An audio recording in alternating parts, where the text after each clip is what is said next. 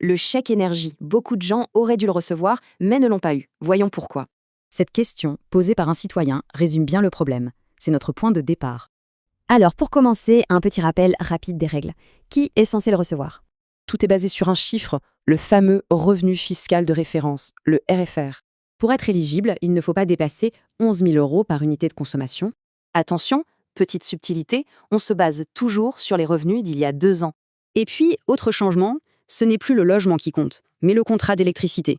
Sauf que, voilà, même pour ceux qui remplissent toutes les cases, un gros souci est apparu.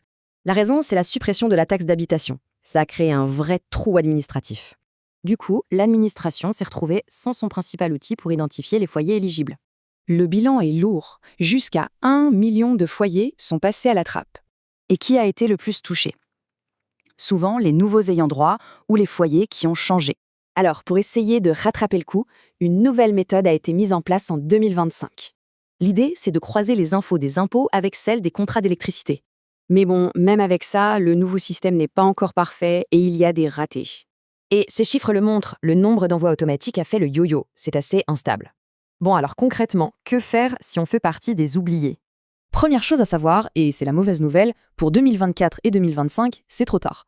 Par contre, pour l'année en cours, il est possible de faire une réclamation. Il y a une fenêtre pour ça. Et pour ça, la procédure est assez simple. Il y a 3 grandes étapes à suivre. Tout ça pose une vraie question. Comment s'assurer que l'aide sociale arrive bien à destination?